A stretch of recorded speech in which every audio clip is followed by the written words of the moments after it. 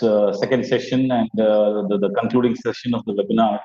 And we are going to today emphasize on online teaching and what are the advantages, challenges, and how to overcome them over a period of time and so on.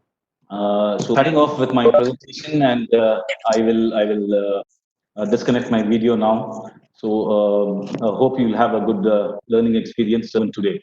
So thank you. We will start with the presentation.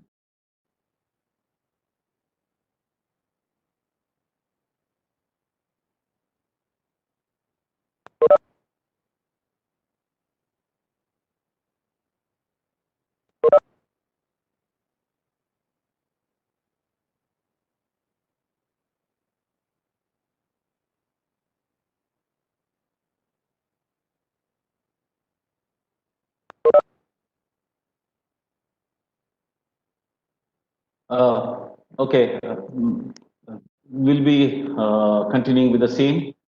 So, what we have done yesterday was all about more about offline teaching.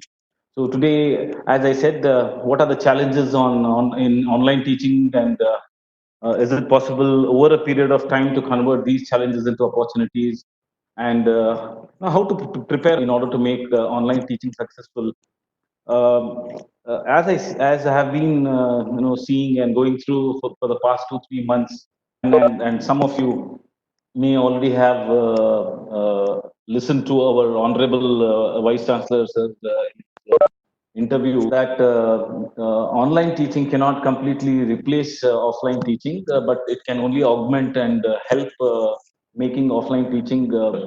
Online teaching, of course, it is going to be the need of the hour, as well as something which we are going to practice in the days to come.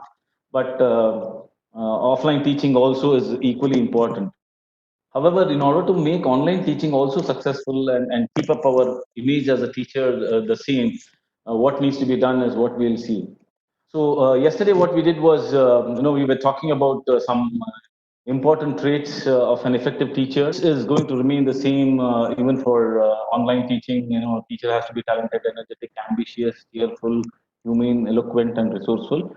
That maybe there are a few additional traits that we need to develop slowly over a period of time.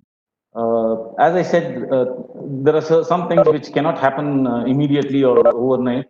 It is always going to be a learning experience. And, slowly, in the months to come, I'm sure we all will become more eloquent and more familiar with the styles of online teaching. Now, yesterday we had discussed about the different types of teachers, the categories of teachers, like a mediocre teacher tells, a good teacher explains, an excellent teacher demonstrates, and a great teacher inspires, and so on. So, on similar lines, we have a wonderful, you could say, way of representing teachers in Sanskrit, and there are different Sanskrit words. So, finally, it is up to you to decide and determine where you want to belong to, and how to go about it. For example, let's say Upadhyaya, they generally fall in an average teacher category. That is the teacher who gives information, and Upadhyaya is the one who imparts knowledge with the information.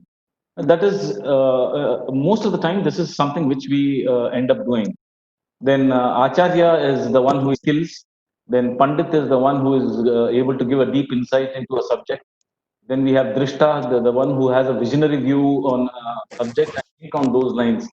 Now, we at least need to go up to this level. And finally, we have a guru, the one who is able to awaken the leading you to light from darkness. That is inspiration. Okay, so those who have just joined the teaching profession, maybe their category, and somebody who has put in say about 10 to 12 years of experience will be in Pandit category. So our aim finally has to be up to the guru level, which is a lifelong process. It takes a lot of time, but at least Drishta is something which we can maybe look upon to. Now, online teaching, we have been reading a lot of articles, and we have been going through debates and so on. And people most of the time talk about the challenges in online teaching, and maybe as teachers we also have faced a lot of challenges of late in the last about 2 3 months. So we will just see what are the challenges in online teaching. It is quite obvious that the process itself is inevitable. That is, the teaching learning is inevitable. We can't stop that process. How it is to be done is something which is troubling us these days. There's a big question mark. Now, as I said, there are questions, debates, suggestions, articles on online teaching of late in the view of pandemic. One of the key reasons people have started resorting to online teaching is just to ensure that the students don't get lazy, they don't get indifferent, and there is a complete in the uh, learning process or in the learning process.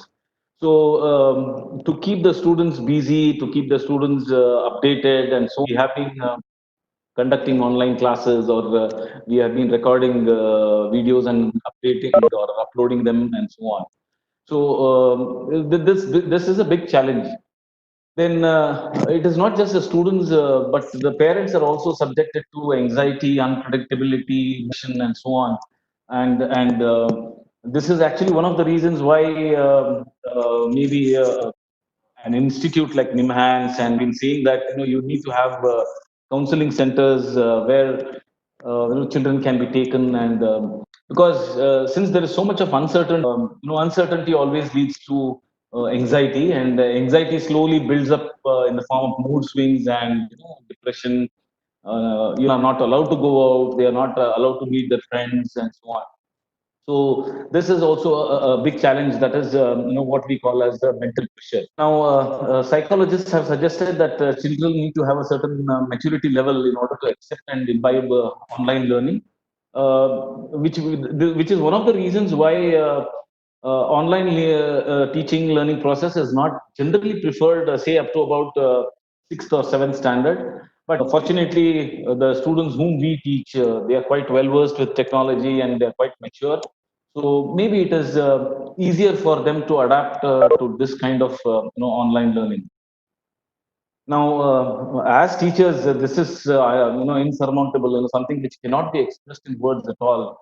So the kind of stress which we all are going through as teachers is immense, terrible.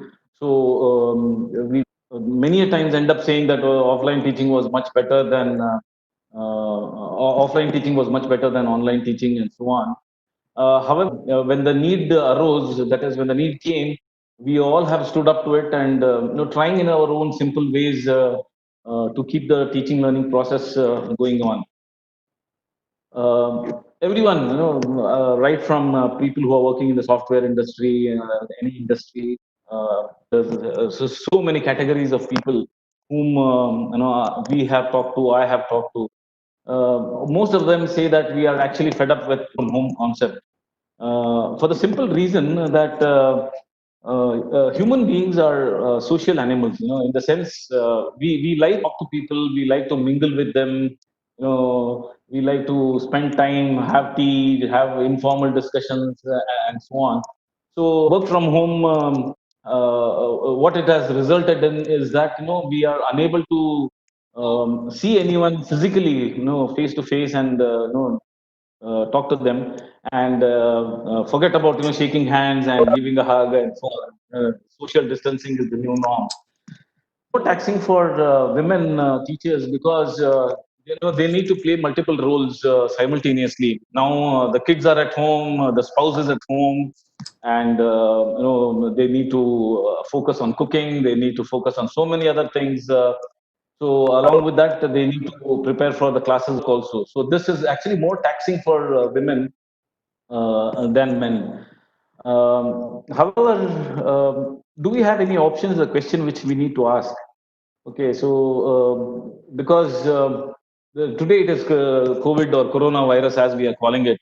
Maybe tomorrow it might be something else. We really don't know. People are talking about the beginning of World War III. That this World War III has already begun, and this war will not be fought.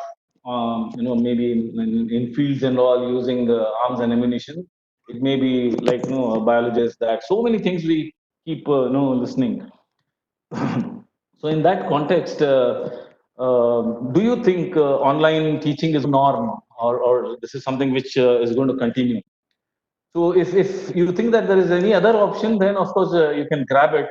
But if there is no option, if we have to accept online teaching as the new norm or something which we have to adapt, then how effectively we can do it is our responsibility. We have to take care of that as quickly as possible. So this, I'm sure most of you, almost this cartoon which is circulating, which is very viral in all social media, be it WhatsApp, any other platform, that student is happily enjoying looking at his cell phone, whatever is being taught, and the teachers are bearing the brunt. Okay, not generalize it to that all students are like this, and all teachers also. I have seen teachers who are again very competent and very serious about sharing notes and posting them properly.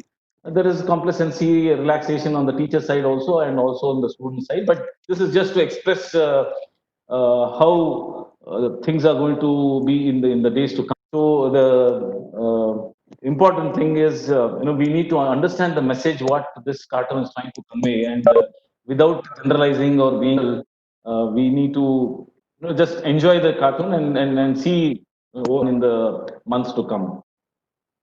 Now, this is something which I actually wanted to share with all of you. This is a bar chart, bar graph, you can say, for the distribution in the age group of 0 to 14 years, as per 2016 survey. Uh, Now, in fact, with migrant laborers going back to their villages and so on, this again might have changed drastically, and in this sense. So we will focus only on the red and okay. So the red one stands for the rural population, and the green one stands for the urban population. So all of you can easily accept Andhra Pradesh and Telangana. In all other states, the rural population and the urban population of children in the age group of 0 to 14. Now, what it actually means is we have a large number of students who are still staying in rural areas. That is, they are still in villages or very small towns and so on. And so from 15 years to 59 years, we can see that the green bar overtakes the red one. This is because by the time the students come to college and they start working, they feel that in spite of India being predominantly an agricultural country where a lot of people depend on agriculture, but still there is a lot of urbanization which is taking place, and people tend to move out to urban areas. Okay, maybe in a place like Delhi, you can see that the rural population is slightly more than the urban population, but elsewhere, you can see that the green line is greater, taller to the red line, indicating people move out to cities or bigger towns. Okay. Now, again, in 15 to said, we will have the category of students also and working professionals also. So, the students also generally tend to colleges and small towns for the simple reason that they don't have good educational facilities available, so they move out. However, some of them may continue in their own villages still till maybe 12th standard and so on. Now, this online education is not only for engineering education.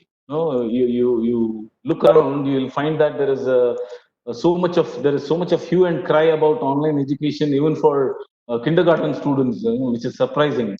And I really don't understand how such small students can be taught in an online manner.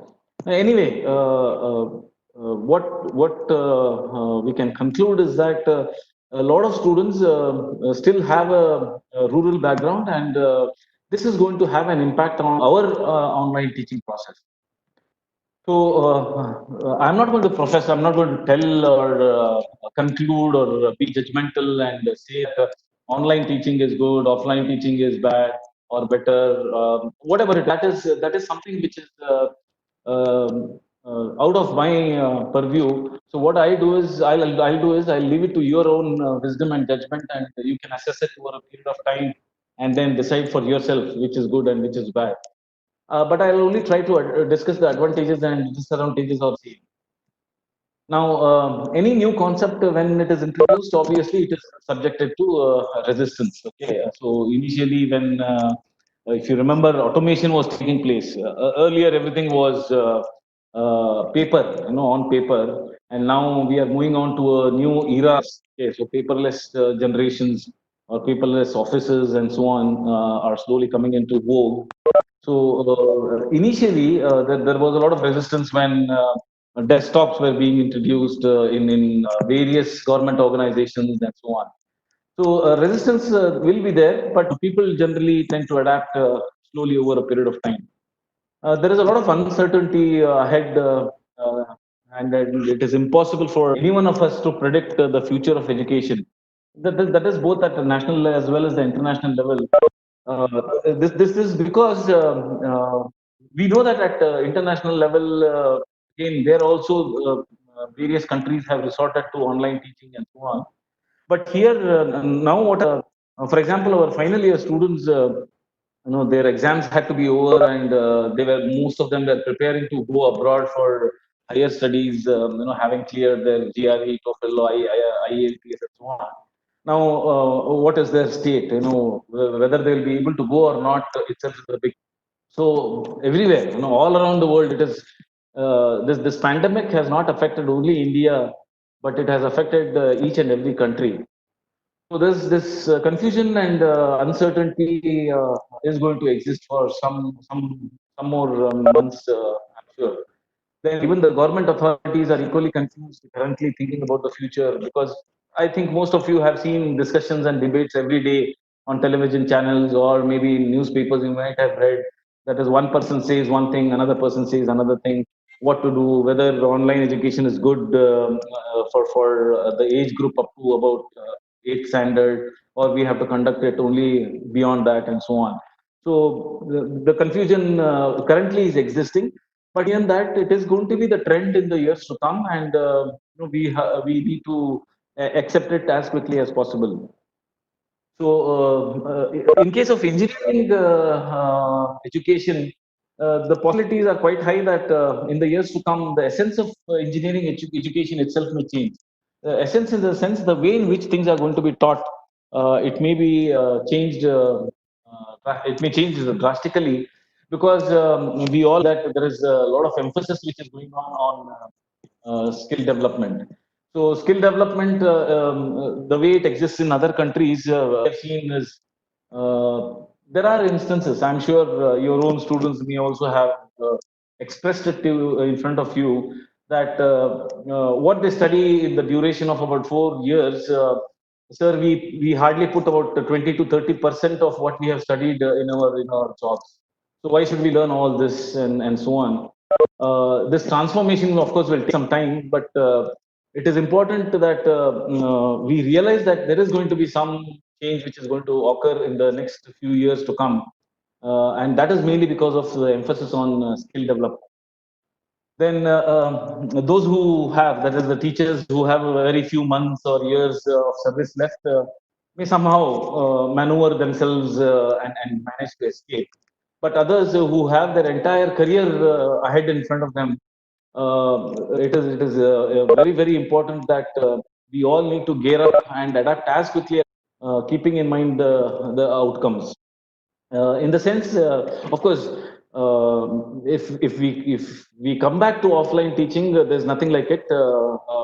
We can always continue the way we have been doing it. But if there's going to be a blend or a mixture of both online and offline teaching, may come out with a rule one fine day saying that maybe 70% of the lectures or 60% of the lectures have to be conducted offline, and the remaining 40% have to be conducted online, and so on. Then we need to gear ourselves up, equip ourselves so that both are going to be effective in the same manner. And the rapid change in the policies as well as the technology is going to affect all of us sooner than later.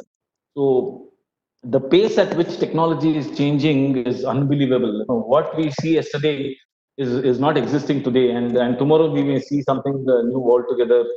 So we as teachers also need to understand that these changes have to be digested as possible.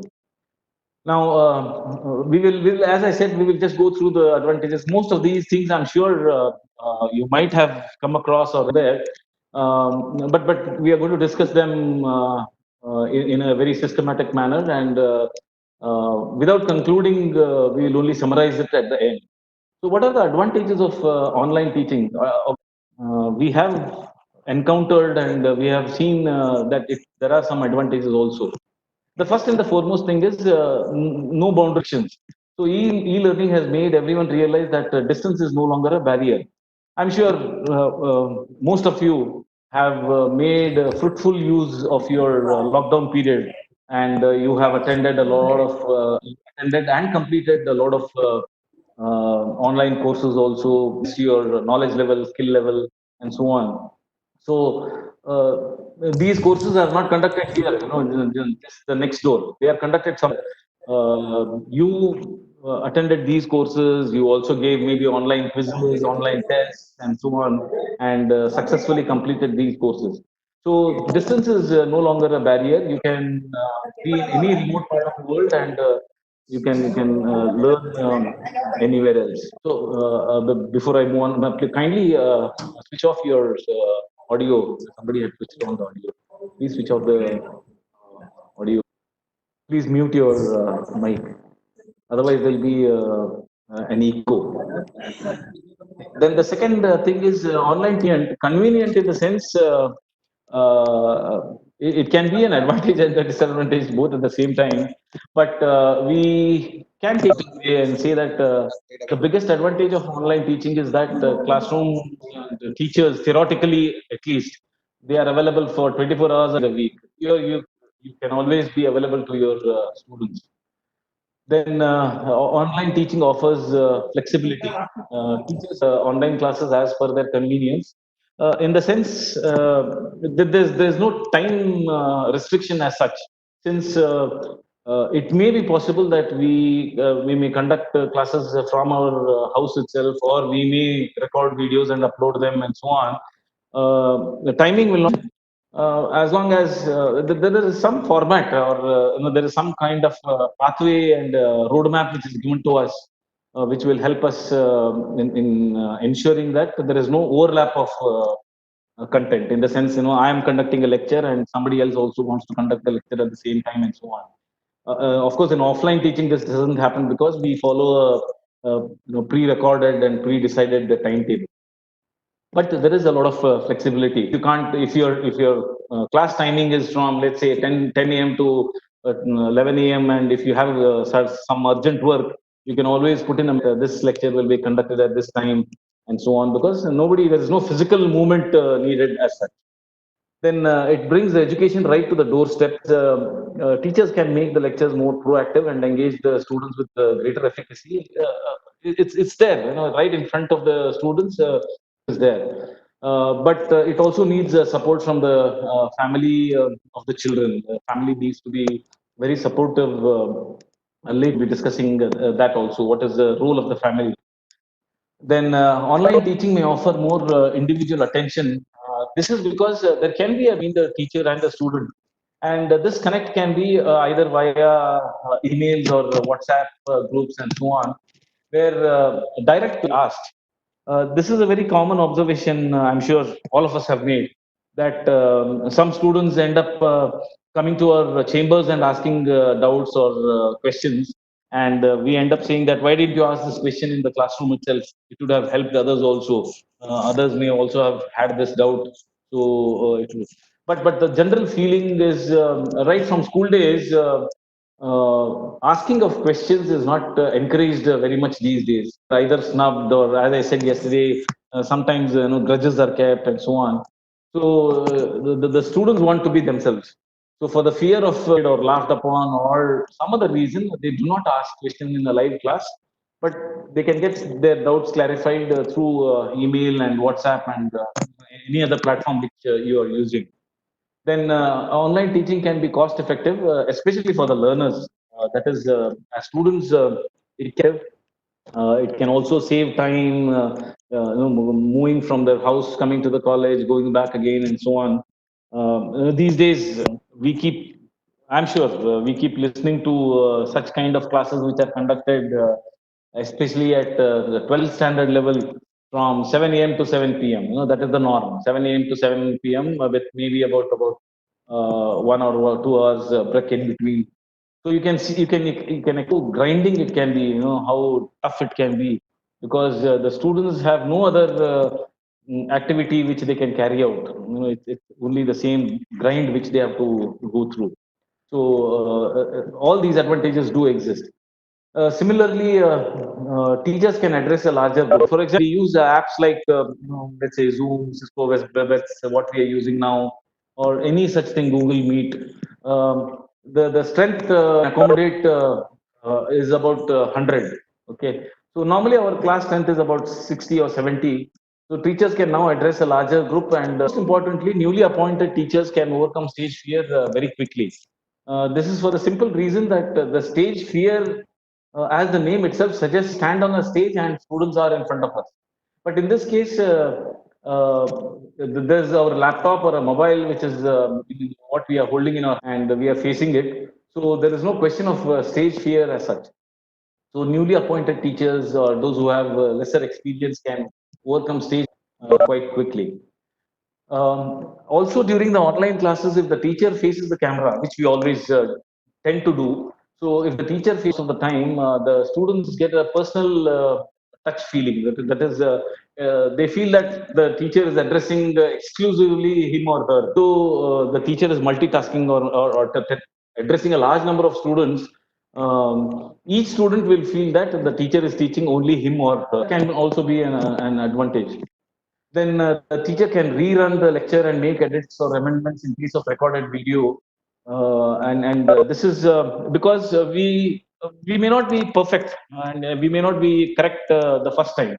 So we can record a lecture and do it in case there are any errors or small such things which can be omitted and so on. We can always edit the videos and then upload them. So this will assist the teacher in delivering effective lectures. Unwanted things can be removed, and you can only keep the required content. Of course, this is a long-term possibility. It would be possible to rope in a professional multimedia team to make the delivery to the point. Many a times, whatever video recording we do, in case of recorded lectures which are being uploaded, uh, uh, generally, the quality is not so high. There's a lot of shake and so on. So if a team itself is hired in order to, this is it's definitely going to help. But the issue here is the right stakeholders need to agree upon this, especially the management of the college, the principal, the head of the department, and so on. And maybe we also need to have smart classrooms made available. Then on the student side, the student can also replay the lecture any number of times to understand complex lessons.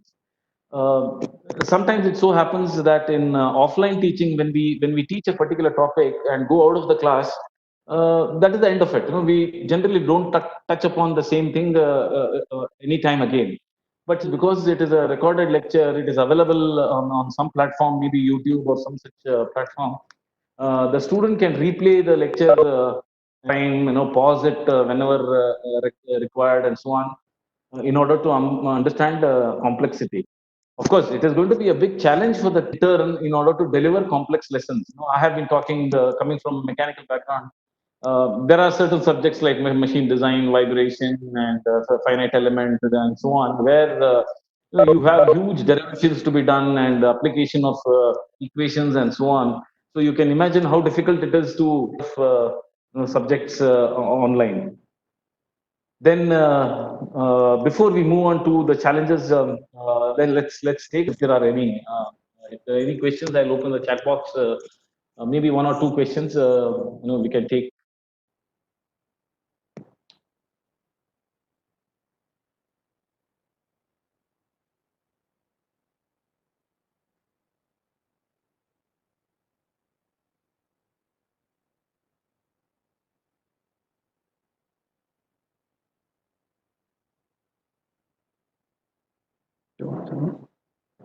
Any questions? If there are no questions, then there's absolutely no problem. You can keep them reserved so that we can maybe address it at the end. Kerur sir, It's not audible. Your audio, you have to unmute, I think. it is audible now. Yeah, it is audible, but it's breaking. It's One okay. Tell me. question. I got one question on YouTube. Why the students are not interest on online teaching? Very few are viewing the videos. This is something which I have experienced. Why they are not showing interest can be due to varied reasons. One of the reasons which we are going to touch upon later on is inaccessibility. You have uploaded the video on YouTube and so on. Maybe they can receive only the WhatsApp messages saying that you have uploaded the video, but the connectivity is so poor that they may not be able to view the video actually in the YouTube. That is another reason is students generally tend to get more serious when there is an examination. Okay, so I once the exams are announced, all these videos are going to be rerun by all the students. So it's not that this is a difficult thing where we have to discuss about whether exams will be conducted or not and so on. That is a different question altogether. But when the time arrives, I'm sure students will be able to access YouTube or wherever you have uploaded. Then the viewership increases. I have another question which has come up on the screen here. Now, how to take care of below average students? Now, this is going to be one of the biggest challenges in online. When we talk about below average, what we generally understand is the grasping capability of the student is low. So it is very important that when we are conducting online classes, we give time to such students. In the sense, we should not hurry through, just again the online video or the lecture. So the one way of doing it is pay special attention to below average students. Maybe you can identify them and you can message them separately and ask if they have doubts and so on. Now, another thing, of course, that is going to come later in my presentation is since we all have the habit of uploading videos, it is very sensible to upload videos not more than maybe about of 20, 15 to 20-minute duration. It is not like taking a regular class. So you need to record videos for a shorter duration, maybe about 15 minutes, 12 minutes, where a concept is very clearly, you could say, discussed, and then upload that video so that these average and below average students can also run these videos and try to understand. Okay, so this is, of course, even in offline teaching, we have below average students, and we pay special attention to them because they are physically present. Here, we have to find ways and means address these students. Okay, so I hope I have answered that question. Yes, sir. Yes, we can go ahead with that much only question, sir. We'll move on Yes. so that we can complete the discussion as quickly as possible.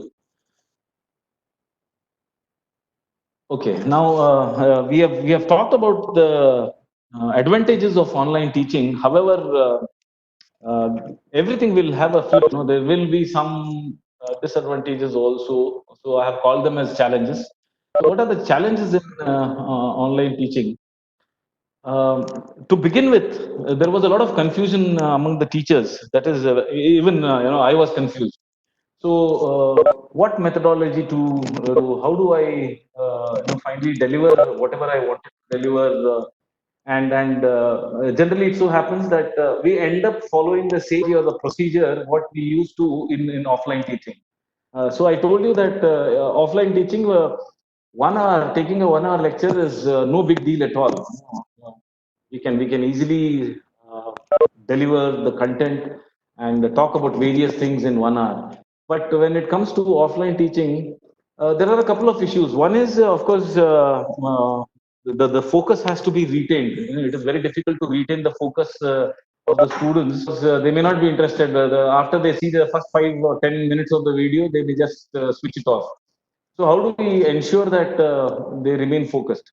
So there was a lot of confusion among the teachers regarding the mode or methodology, which platform to use, how to go about it, how to all these things, and whether to conduct live online classes or to record videos and upload them. This is another big challenge, because we talk about conducting live lectures.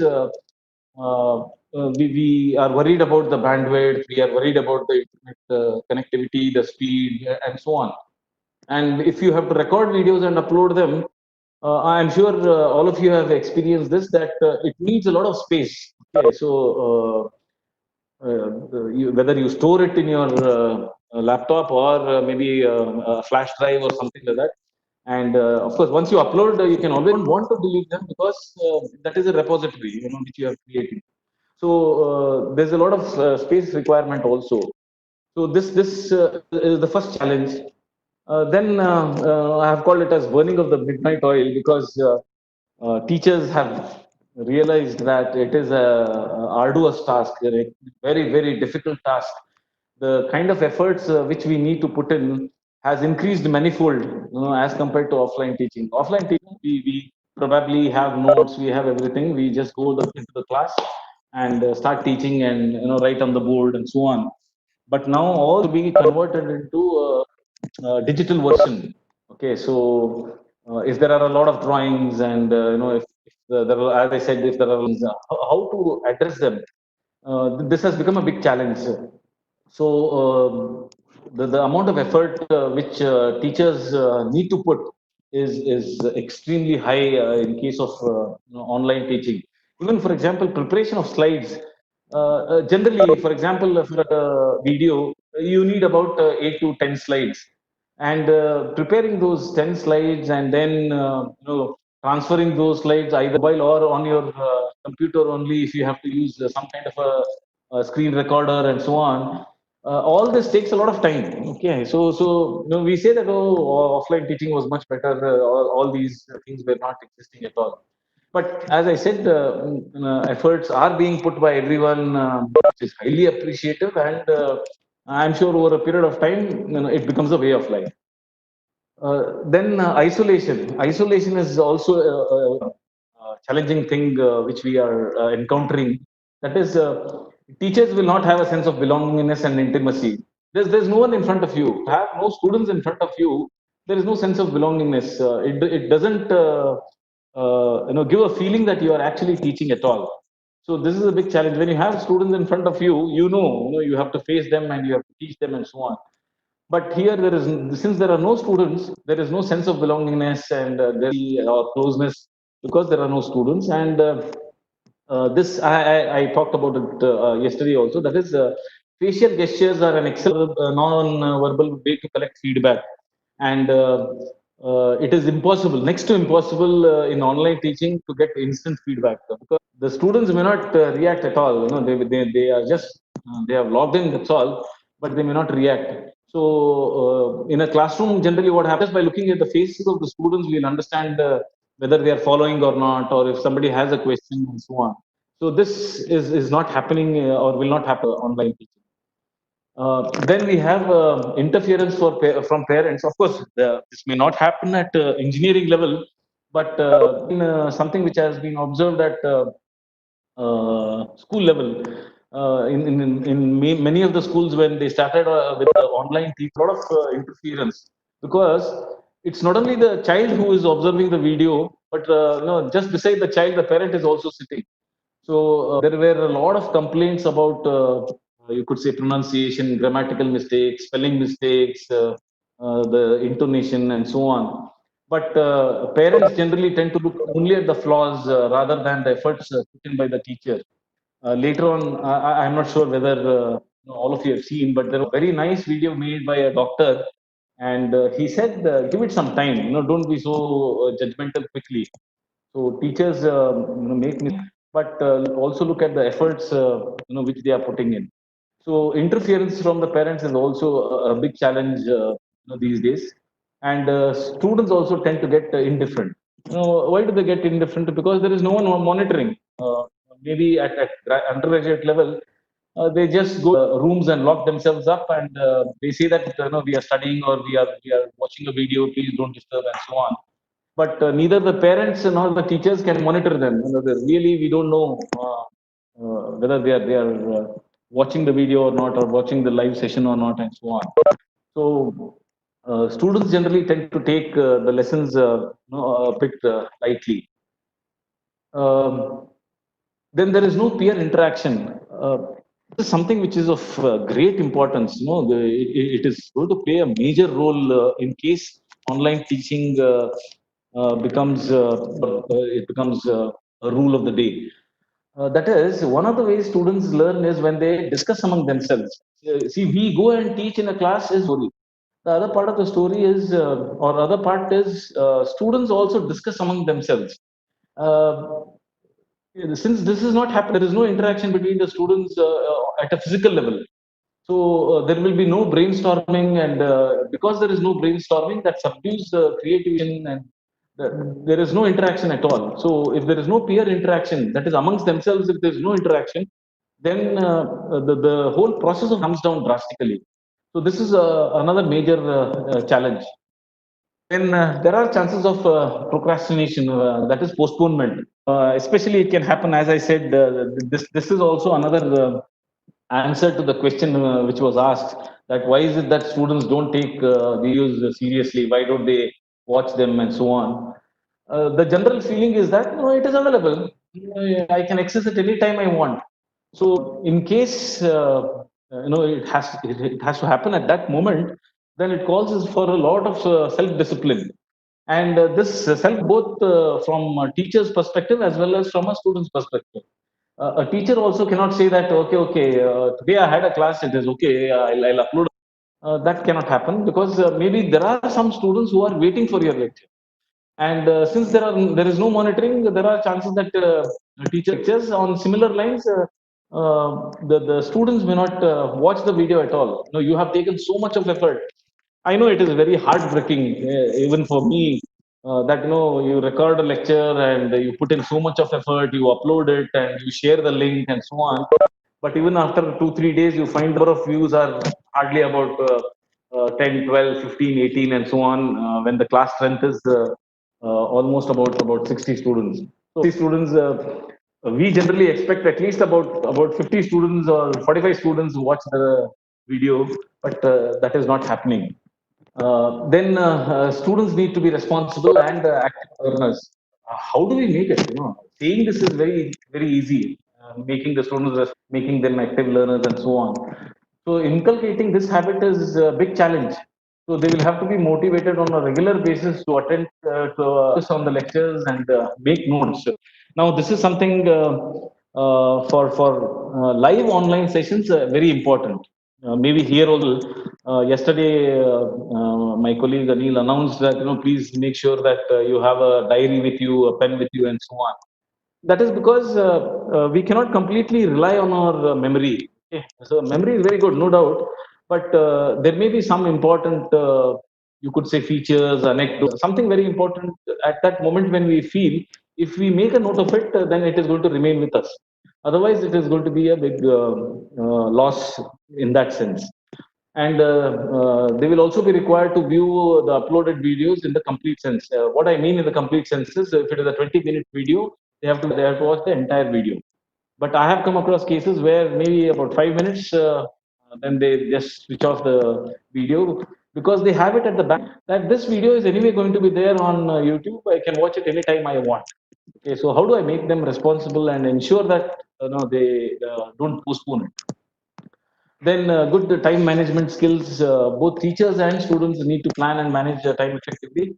As I said, work from home is a big thing, because when we are working from home, it is not just focusing on our lectures, but there are other cores also which we need to do, household chores which we need to do and attend to. So, as teachers, we have to have good time management skills, and even students also need to plan for the day.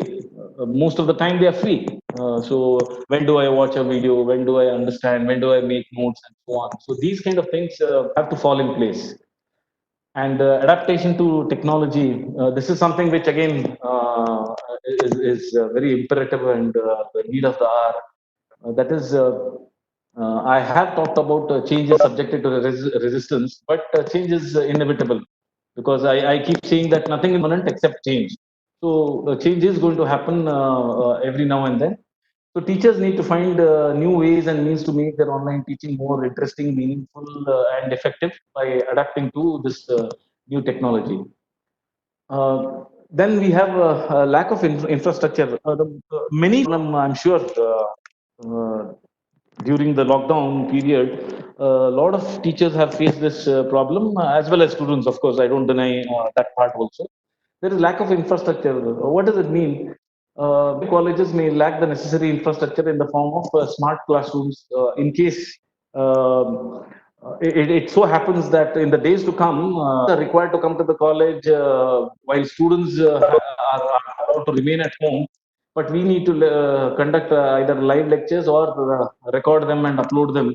It calls for some infrastructure within the college. So this increases the dependency on others to record our. So somebody else has to do it for us.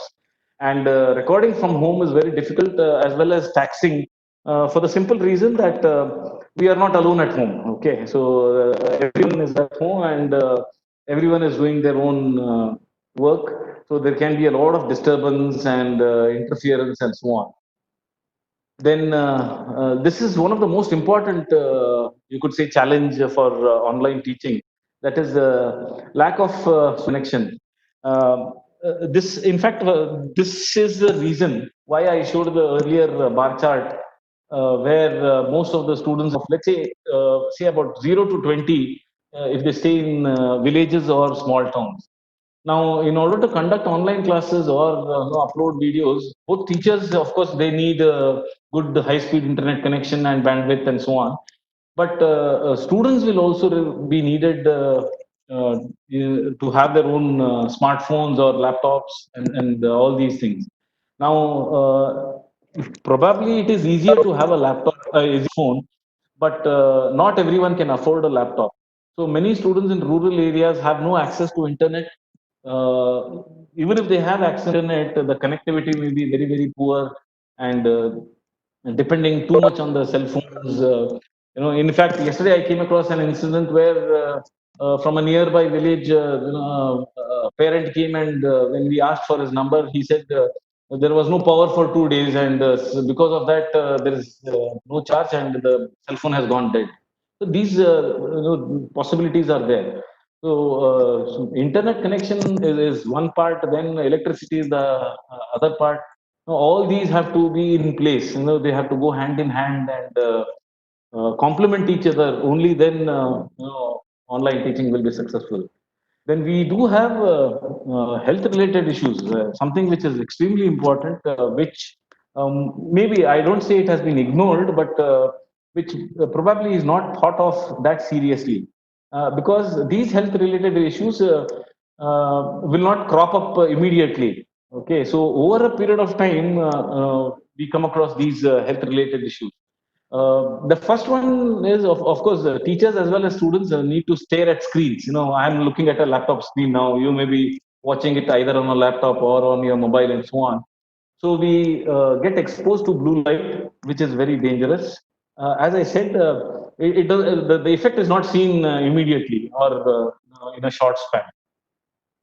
This causes eye strain, exposing ourselves to blue light. Then students may also resort to bad postures while watching up recorded videos. Okay, recorded videos. You saw that cartoon where the student was lying on a bed and watching the smartphone and so on. That may not be the only posture. There are various postures which they can resort to. This kind of a bad posture may lead to a different kind of physical problems. Strain and so on. There is also stress, okay, which is another important ingredient that may lead to anxiety, physiological as well as psychological changes. Okay, so stress is also going to play a major role, even though it is a contributing factor. again, stress may not express itself or come out immediately. All these are going to happen over a period of time. So, health related issues, probably we have not so many articles, or we have not come across so many discussions on health related issues, because currently the main focus is on how to deliver the content. Everyone is worried about the content. But over a period of time, imagine 6 months, conducting online classes. What kind of health related issues? Okay? So here, you can see the challenges of online teaching. These health related issues, where a bad posture can cause strain in the neck and so on, and exposure to blue light, continuously watching. It can be a tab, it can be a laptop, or it can be a smartphone, anything. So this is definitely going to cause some kind of health effect over a period of time. Then disappearing classrooms. These are a couple of articles. As I said, I'm not Intel. I'm not professing anything, but this is something which has appeared in many papers and chats and so on. But one of the articles which I found interesting was disappearing classrooms and teaching in a post-COVID world. And in fact, it has been written by a teacher. So, interaction teaching has become challenging even for the best teachers now. No, this is a complete article, and I have a link. And the article goes something like this, where I have just copied the content from that article and pasted in Word, and highlighted only those parts which are very relevant and what I have observed.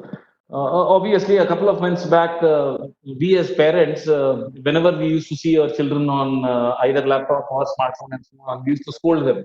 We used to tell, don't spend so much time on mobiles. Or but what has happened is the world has now become highly dependent on internet apps, mobiles, computers. So the same parents who earlier used to berate or scold their children, now they are asking their children to be updated.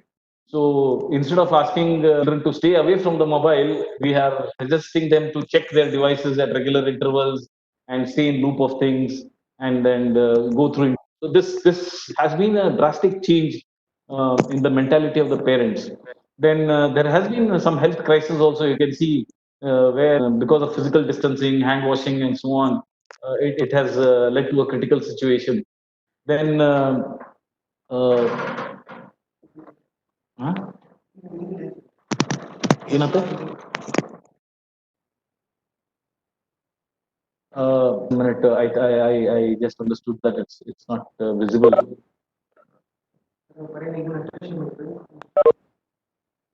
Just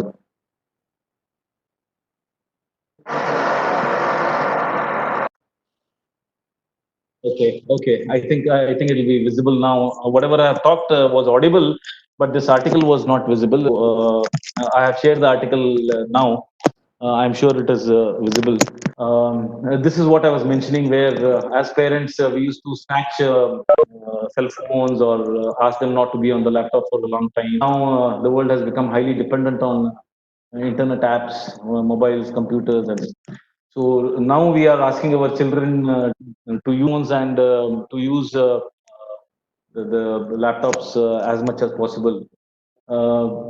See, the sectors education. Okay, since the author herself is a teacher, she also has realized this effect. Educational institutions have been working hard, looking for new ways to reach out to the students. So, in a pre-COVID 19 world, that is before this entire pandemic occurred, classroom teaching was the norm, and it wasn't just about the chalk, blackboard, and so on, but rather an atmosphere that led to building bonds and mutual understanding between the teachers and students. There was, as I said, an intimacy and closeness. But the classroom culture has gone now. But it used to provide or help in developing one's personality, and also enable teachers to provide lessons through group activities and so on. So all this is a major disadvantage. Similarly, the pandemic has forced the teachers into a virtual world of teaching through different apps and devices. Now, maybe since we come from cities and such places, we could adapt very well and quite quickly to these teaching methodologies. But you can imagine those teachers who teach in maybe villages or other kind of schools and so on. They have never been exposed to laptop or smartphone with these apps. So it is actually becoming extremely difficult for the teachers also. So, apart from that, there is a big question: how much knowledge is actually being received by the receivers? This again is relevant to the question which I was asked as to why students are not interested in video. I have also has been observed by many people. So this part which is highlighted in red is about the health issues which I was talking of. Not only affecting the eyesight but also bodies and mind. Students are complaining about headaches, back pain, stiffness in legs because the movement itself is restricted. There are physical, and apart from all these physical health concerns, there is also the mental health which is getting impacted. So there is a phase of anxiety, hypertension, and so on. Not only among the students but also for the teachers. So we all agree that group discussions, group activities, projects, especially those in the undergraduate level in engineering classes, they were all very important. But they form an integral part of the teaching. But they have gone missing since the beginning of the pandemic. And teachers are not tech conversant and new ways to adapt to this situation, extremely challenging situation. And there is a hesitation among many that they have to present themselves in the virtual world after entering services more than 15 to 20 years. That is, for 15 to 20 years, they are mainly they were mainly involved in board and chalk kind of a teaching, but now they have to adapt to something new. So it is quite challenging, and it is definitely going to take some time. Okay. Then we have since teaching is performing every class immediate response from the students. I was talking about this where we don't get instant feedback in online teaching. So without eye contact and personal interaction, the whole performance stands null and void through these apps. And students are also so indifferent that maybe after a lecture, you saying that the lecture was fantastic teacher or professor or something like that. Okay, they say that it was your duty, you have done it. But in the classroom, that may not have happened. Just by looking at their faces, you would have felt happy or proud or whatever. Then also mentioning about this, the inability to afford the internet and maybe a smartphone or a laptop and so on. They also have they're acting as a barriers for this whole process of learning. Okay, so I was mentioning the writer is at some college in Delhi. So this was something which an interesting article which I thought. Uh, Okay. On similar lines, there is another article which had appeared, and why is it that online education is a sustainable solution in India despite free courses? So again, what I have done is I've selected some part of this. Let's see what this article has to say. Okay. Here digital learning has been of professionals that maybe it has existed, but over a period of time it has taken the earlier online teaching had taken a back seat, or it was not practiced, but now it has taken a front seat. So the online learning has become inevitable. We will not be successful until we understand that teaching online doesn't mean the entire classroom on Zoom. This is also something which I mentioned, that even if you have a lecture for 1 hour, maybe you cut short, bring it down slightly, and record a video, and later on upload it, where the duration of the video is about 15-20 minutes and so on. Then uh, there is focus on content without little attention on context. That is, we focus mainly on what needs to be delivered, but we are not focusing on how it needs to be delivered and whatever we are delivering, whether it is reaching the place or not. the learner engagement is also very important these days. And this we talked about this point again, that is health issues and so on. And uh, people say that mentoring is also going to play a key role. That is, online courses need to be integrated, and we as teachers need to mentor them. So we have seen that despite quality content and good advertising tools, what we use, the content is getting delivered, no doubt, but it is not getting delivered in tier 2, tier 3 cities or villages and so on. That is mainly because of the socio-economic challenges, which include lack of infrastructure, then deployment of internet facilities, and limited or no internet connectivity for learners and so on. Okay, so this is something which is uh, a big challenge. We just have to keep our fingers crossed, wait and see what measures will be taken by the stakeholders in order to improve this connectivity. Okay, so new users have little to zero understanding of technologies and methods, leaving many hamstrung. They really don't know what to do. In addition to this, lack of digital literacy, knowledge, etc., and how to navigate digital payment. These are big challenges. Whenever let's say data gets over, how do I immediately buy data? That is a big challenge. People may not know it. So, not just students, many teachers are also facing the brunt of this and struggling to effectively relay information. Then I was talking about proper electricity, internet connectivity, and financial resources to invest in tablets, laptops, and so on. This also will be a major barrier. And then teachers will be teachers also need to be trained. We are very fortunate where we have some exposure to computers and smartphones and so on, so we could adapt very quickly. But probably in remote areas, in villages, and so on, teachers have to be trained. There is option so that they can create a comfort zone for themselves and deliver this digital content more effectively. Okay, so these are two very nice articles which I thought I'll share.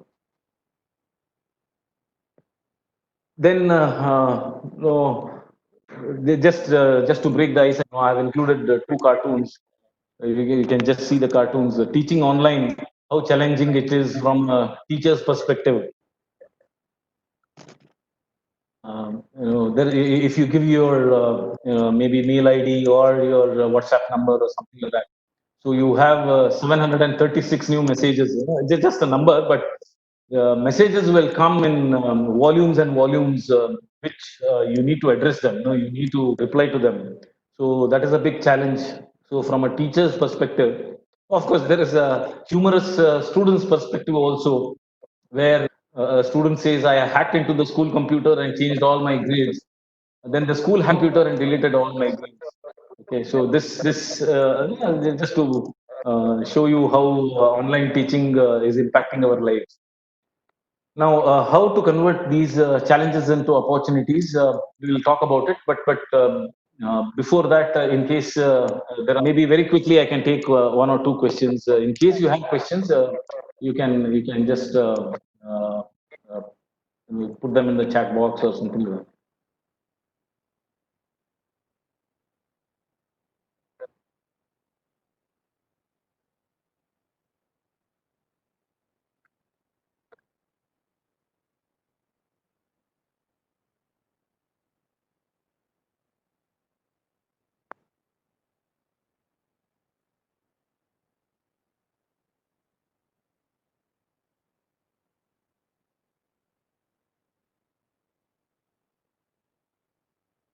Okay, I'll presume that there are questions, but you want to ask them later. So we'll move on to the next slide. That is how to convert these challenges into opportunities, because challenges are going to be there. So how do we convert these challenges into opportunities? So again, assuming that about half of India's population fall in the student category, be it school or be it lower than that, or be it undergraduate, PhD scholars, and so on. Everyone has been affected by COVID-19, and schools and colleges got shut. Students right from kindergarten to post-graduation have been affected, including research scholars. So both students and professors must navigate through various online platforms to ensure consistency in teaching learning pedagogy. That is, we need to find the best solution, whatever is available as of now. And universities and colleges have to ramp up their infrastructure facilities.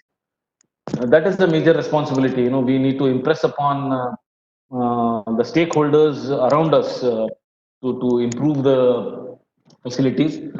But from our point of view, from faculty point of view, there are five important areas which we can focus on and improve ourselves. The first one is assessing and upskilling. Now, maybe it somehow did not cross my mind yesterday, but another important characteristic of teacher is to carry out a kind of a SWOT analysis. Of course, teachers we rarely come across any threats. Okay, SWOT stands for SWOT. It is strengths, weaknesses, opportunities, and threats. Okay, so threats we can ignore them. Opportunities in various forms, but we need to focus on the weaknesses. This happens in any kind of maybe even an interview or any such thing.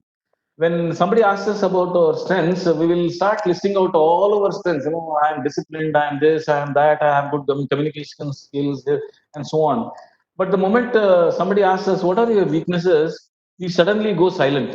We suddenly don't know what to answer at that point of time, because we generally don't do this SWOT analysis on ourselves. So one good thing is this is the correct time to assess ourselves, where we are, and how we can improve ourselves. So this is the right time to assess the current knowledge in the sense about the subject. Anyway, we are quite well versed with the subject and so on. We could talk about our you could say online or internet and these kind of skills what we have, and upskill the same. In case we lack something, we can always do it. Then we need to train ourselves on various platforms and dig in detail to know the features, because many a times we know that there are platforms, but we don't know what are the features which the platform offers. So we need to spend some time. There are various platforms. We have Zoom, Lark, Cisco, Webex, Google Meet. These are for live sessions, and of course, in order to record the screen, we have Z recorder, AZ recorder, and so many other recording screen recording apps which are available, which using which we can record screens along with audio and create a video for ourselves, and then later on upload them. So then real-time editing, sharing documents, video meetings, and so on. Now, how we can do all of this? For example, in Zoom, we have you can ask a question and ask the participants to vote, and you can get an instant feedback about how things are progressing. Then online tools and resources will definitely get better with time, but we as faculty need to self-train ourselves over a period of time to employ instruction methods. Then the second one is raising the pedagogic standard. Now, raising the pedagogic standard means the methodology or the mode of teaching learning itself is going to change. So, moving to online platform demands change in pedagogy from the faculty. Uh, Techniques like blended learning, where one can combine pre-recorded classes with live discussion. What I mean by this is, suppose tomorrow you have a lecture, what you are going to discuss, what the students need to study, and so on, and a very short 5-minute video you can post it, and the students will go through that. The next day you can have a live discussion, so that the students already know what they are going to discuss about, and if they already have queries, you can clarify their doubts. And then there is something called as flip classrooms, where the content is shared prior to the discussion. On the same day, you can do some content, and you can allow the students to take charge and this can be used more often. And the recent research shows that to retain 20 to 25% to 60% of material during online teaching, which is quite obvious because then we are uploading videos. It is already there. Nobody downloads and deletes it, as compared to 8 to 10% during classroom teaching. Of course, we do have professors who have the habit of maybe dictating notes in the class. Okay, so under such circumstances, is retained as quite high. But normally, we should not spoon feed our students so much that find for relying too much on us. So what has to be done is they need to be told what additional reading they deliver a lecture. We share the content, information, the basics are taught, and so on. And then what happens is we can definitely lead them towards reading good books and all these things. So raising the pedagogic standard. The third one is creating a personal repository of content. Now, earlier, there used to be one book. We used to have one, let's say, which we used to use it as a reference. Okay, so that book we could tell the students also to purchase it. Now, what delivering online lectures may not get recorded anywhere in some cases.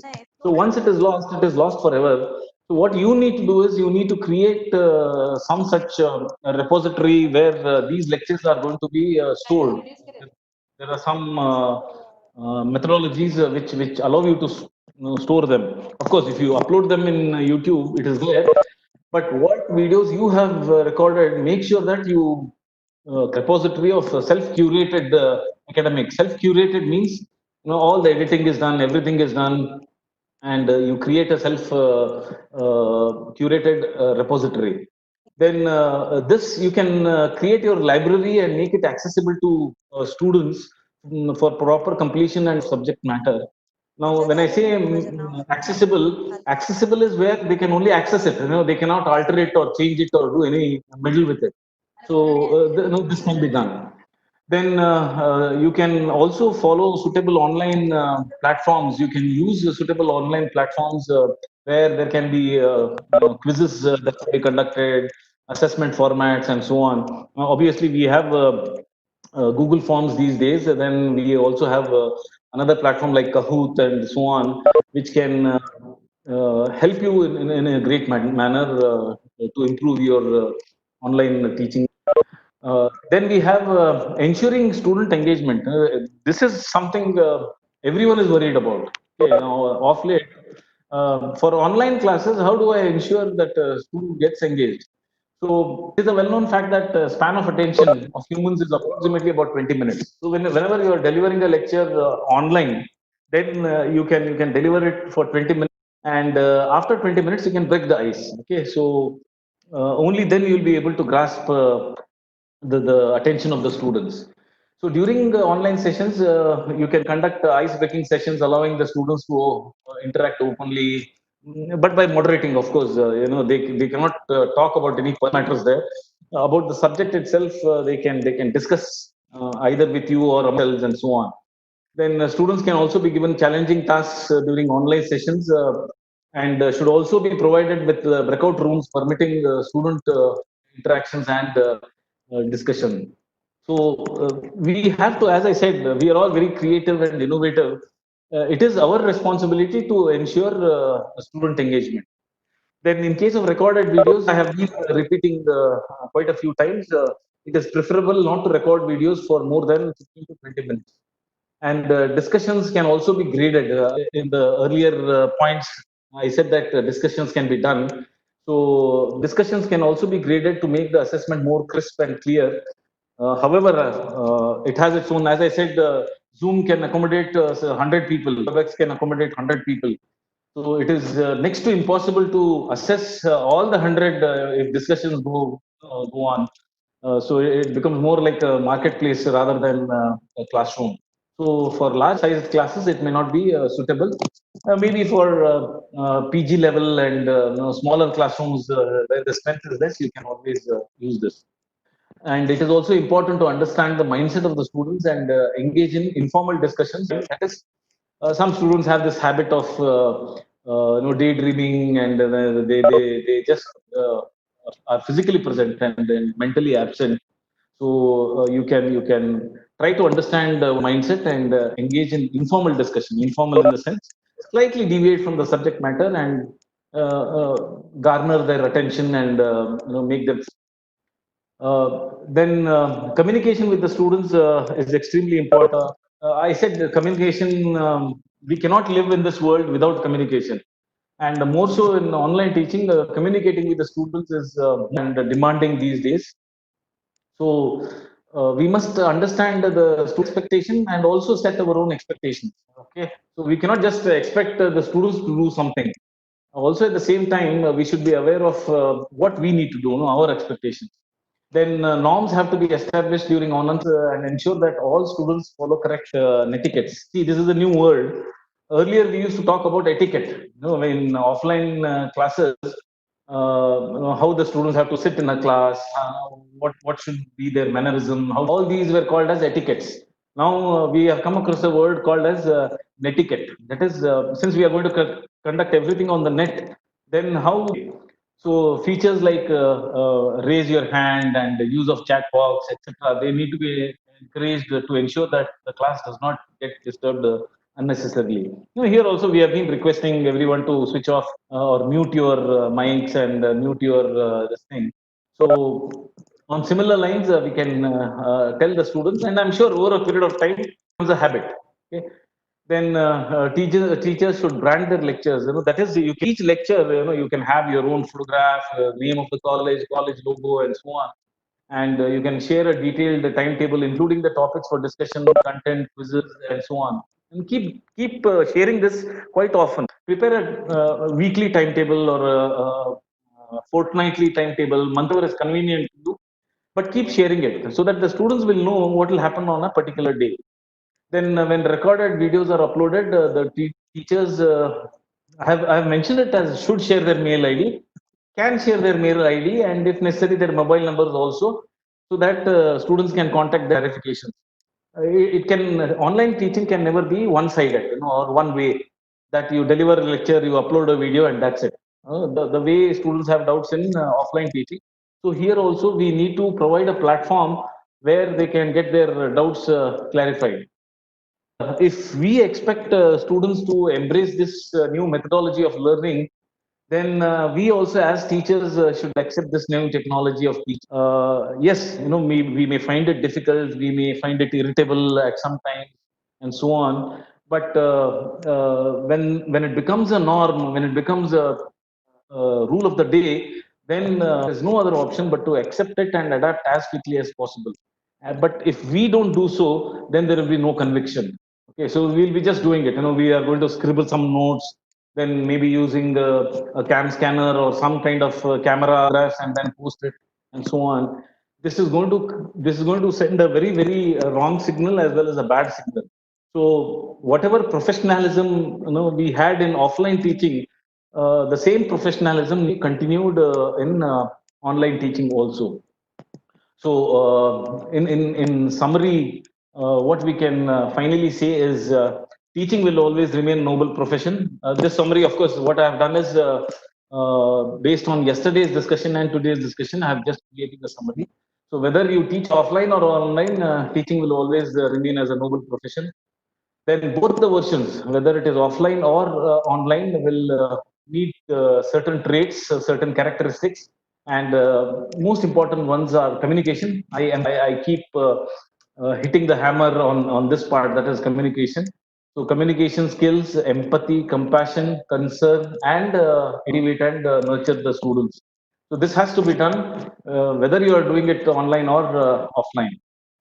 Now, it is important for teachers to understand the behavioral pattern. That is, that this is exactly the reason why I, talked about the PAC pattern yesterday. Unless and understand the mentality of the students and why a particular student is behaving in a particular manner at that point of time, there is no point in getting immediately to it.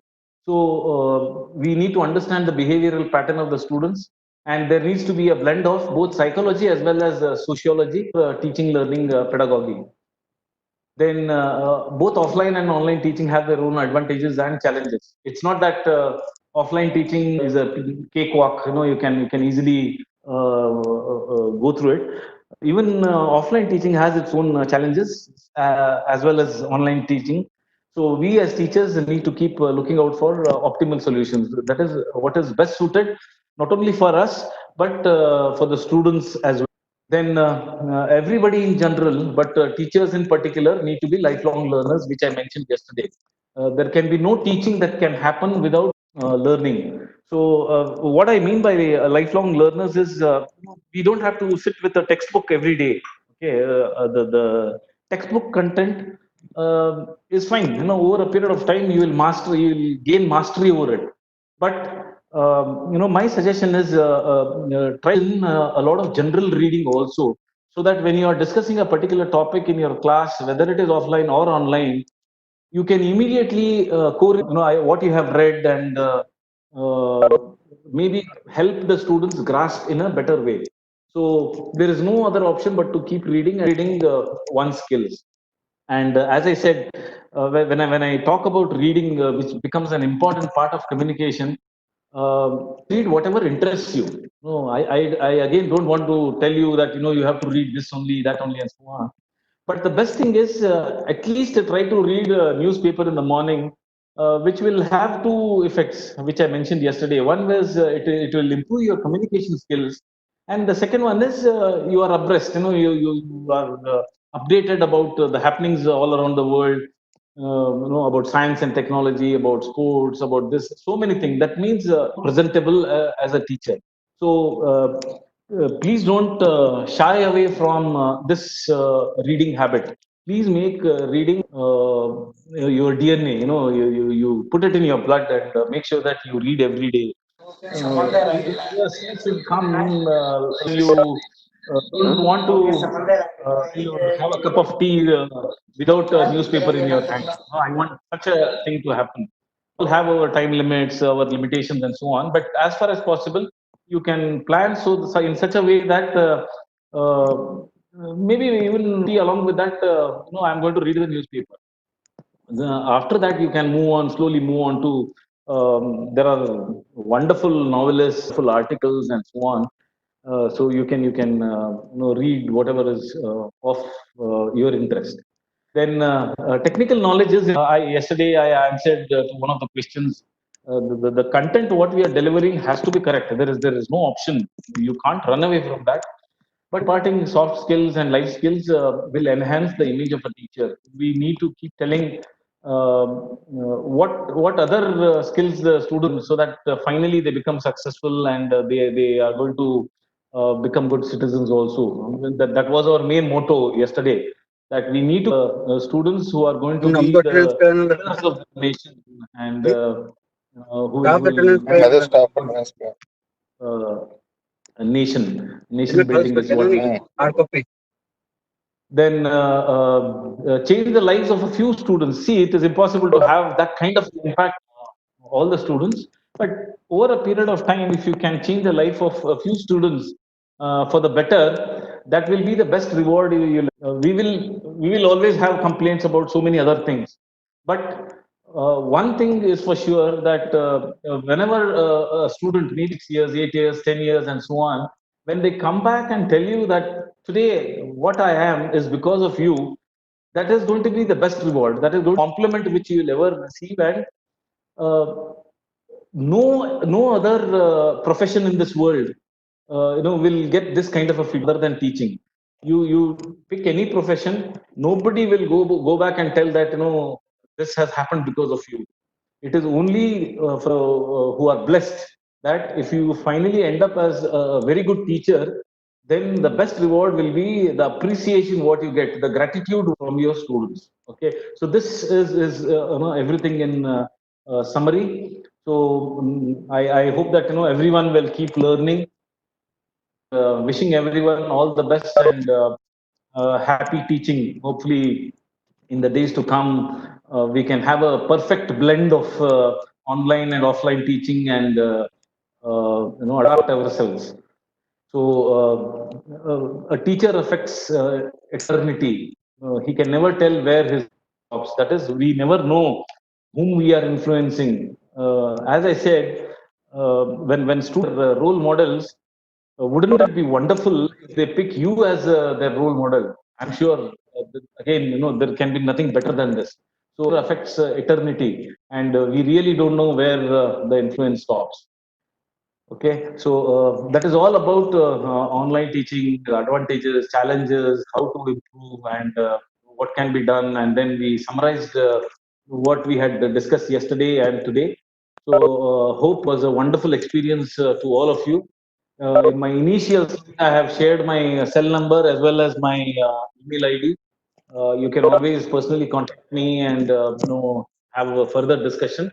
Again, as I said, there'll be attendance which will be taken immediately after the session. But later on, very simple. Based on what we have discussed yesterday and today, there'll be a very simple.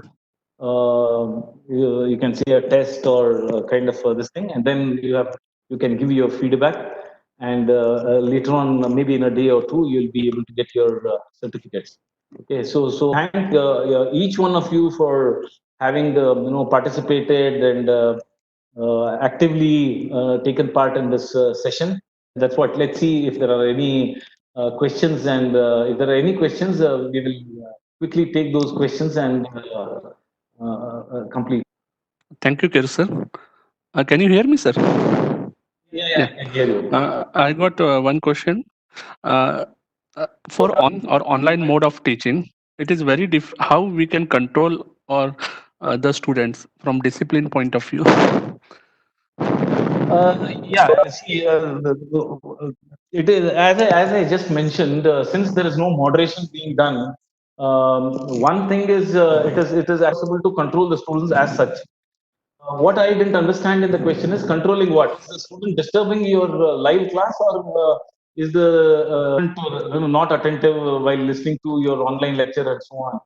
One is as long as your lecture is engrossing and the content what you are trying to deliver, you make it very interesting. I'm sure students will be attentive and they are very apt, and I'm sure they are going to be quite proactive and responsive. Now, another way in which it can be done, in some cases, in some troublesome students and so on, is we can address them independently and tell them not to do it. As far as possible, we should not treat it as a complaint or take it over as something which we are going to discuss with your parents and so on and so on. This should be completely avoided. It is only motivate the students just to make sure that they are attentive and they don't disturb any. And what you are trying to do is for their own benefit. It is not that you are doing it for fun or anything. You have taken a lot of efforts, so you also expect from the students. So kindly so motivation is the only way in which you can do it. You cannot do anything else. Okay, so I hope this is going to be Yes. this is going to work, and Yeah, definitely. I've answered you. Yeah. One more question we received on YouTube saying that like engineering graphics, it is Okay. becomes very difficult. So what I suggested them is definitely the subject like in graphics needs more efforts from the software point of view. So we have suggested a few videos done by our faculties. So any other points you want to put on that, the subjects like that? See, subjects like engineering graphics, what I see, you may not be able to teach these kind of subjects by creating videos. It becomes very difficult and be dependent on someone to make the videos and so on. However, if it is possible, if you can record it, when you do the board, you can do it. Using a software, getting the solution is one part that can be done. And another way of doing it is maybe you can use a tripod, you can use a camera or some such thing which covers the entire board. And in a span of about 20 minutes, you can solve a problem, and that you can instead of having it as live, you can upload it later. If you want to have it live also, the only issue here be good internet connectivity in the place or in the classroom where you're doing it. Otherwise, maybe you can actually record it and upload, and later on, in case there are any questions, you can answer them. Okay, so as I know what kind of subjects we have in engineering graphics, and we have finite element, and so many such subjects where it is actually next to impossible to slides. Preparation of slides is not possible. Handwritten notes or some such. We need to. That's what we have to use our own wisdom in order to make sure that the students will finally understand what we are trying to deliver. That is the important thing. So good afternoon, sir. Yes. Good afternoon. Tell me, ma'am. Sir, I am Aparanjani, sir. Yes, ma'am. Tell me. Sir, can online teaching replace the actual classroom learning? That means, No. can we get accuracy through online teaching? No. This has been a misconception, or it's a kind of a fear which everyone is the wrath which we are all facing these days. Because in a country like, at least in India, it is impossible to completely replace offline teaching with online teaching. Not only because of the disadvantages which we just discussed, but it is also because when we talk about offline teaching, there are so many characteristics which the student may finally never be able to develop time. Okay, students generally learn not only by what you teach, but by what you actually do. So since you are not physically present, there are very important traits which they may not actually develop over a period of time at all. So online teaching can never 100% replace offline teaching. However, I think it is going to be a blend of both in the years to come. I hope I've answered your question. If any other participant is having question, they can unmute themselves and ask the question, please.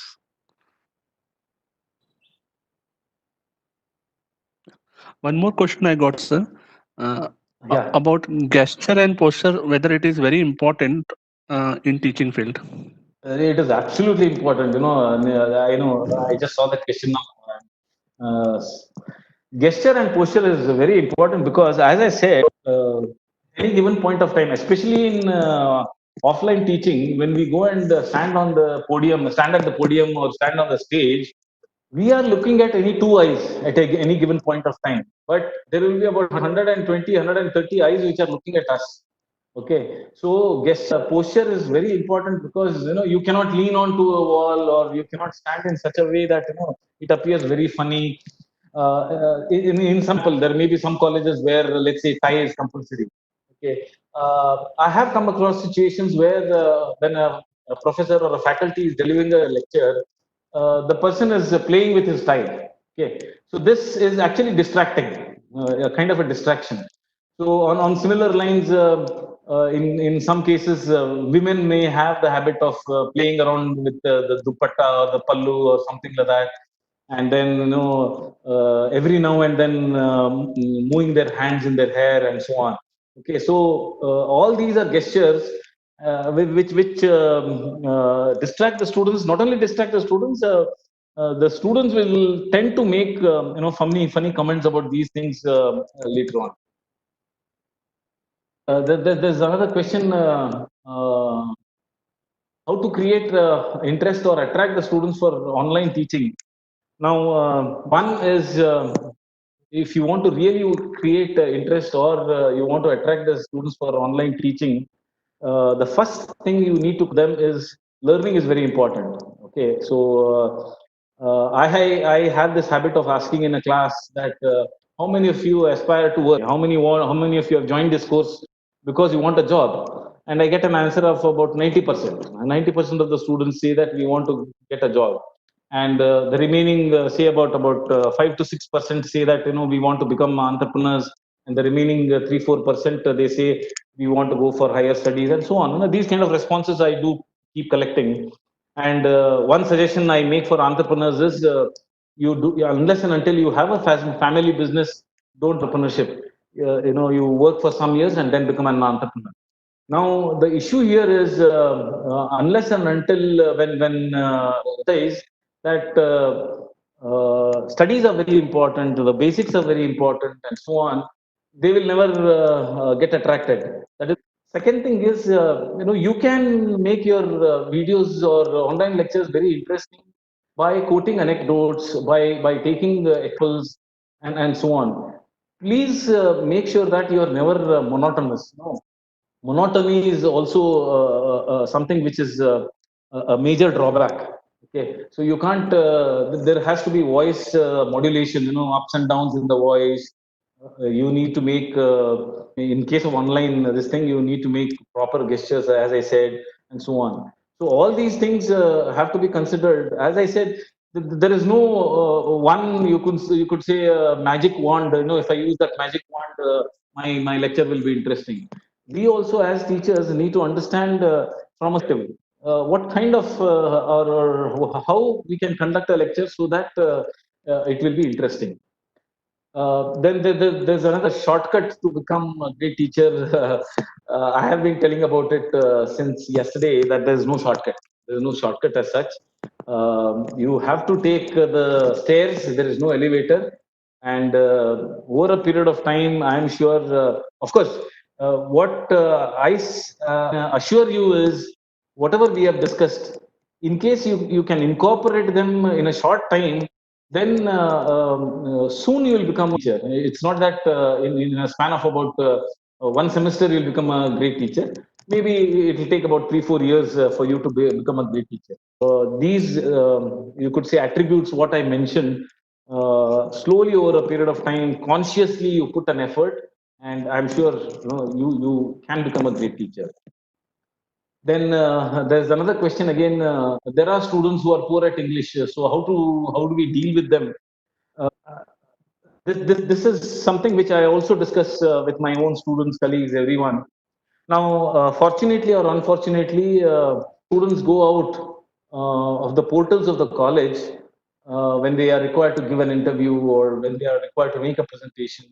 The common language. Okay, so good or bad is a different matter altogether. But we as teachers also need to keep emphasizing that all those students who are not very confident about their language need to improve their language skills. That is another. I was talking about shaping a student's personality. So, shaping a student's personality, we are not talking about physical shaping here. We are talking about how do we overall stand in the society. So, one major thing is, if you want to deal with them, keep telling them that you poor, don't make fun of them, or don't insult them or taunt them and so on. No, this is something which this is something, so you can improve it by the same means which I just mentioned. And things don't improve overnight, time. So somebody who is not good at English, maybe at first or second semester level, at the final year level, if they have improved, and that improvement is because of you, that you have been telling, and you have told at some point of time English is important and so on. I think you have done a job. Okay, so you need to keep telling them. And just because somebody is poor in English, you please do not resort to talk in a local language. Okay, that is another wrong thing which we generally do. Because somebody is not good at English, we end up talking to in the local language.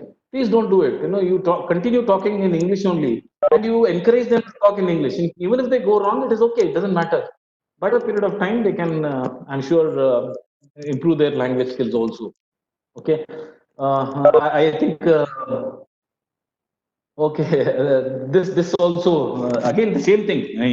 What I answered for engineering, graphics, and other subjects like design, kinematics of machinery, and so on. What are the suggestions to deal with these? Now the issue is actually very difficult. One way is, initially you can try this out, where you can have a stand on which you can fix a mobile and record lectures where you write, and you also give a commentary. Okay, create a video and then upload it. That is one way of doing it. Or you can also use a tripod, and in a classroom record your video, but the only care you need to take is record it for more than about 20 minutes for various reasons. One is our focus of attention is 20 minutes, and the second thing is as you increase the size of the lecture, the size increases and the time to upload it also increases. So all these are big issues. The internet connectivity is not so okay. So I'll take this last question before we conclude. Can we create interest to the student who is forcefully coming to the class? Now, here comes the behavioral aspect. Okay, so the first thing is if we are talking about offline teaching, we need to actually understand why the student has taken up the course. Okay, so many a times, even I have discussed this with my students to do this engineering course. Okay, so of course, largely students will have come out of their own interest. But if they have come out of some pressure, then there is a problem. Actually, that needs to be addressed. So, what we can impress upon them is now that you have chosen this as a career path, there is no option but to develop interest into it. So,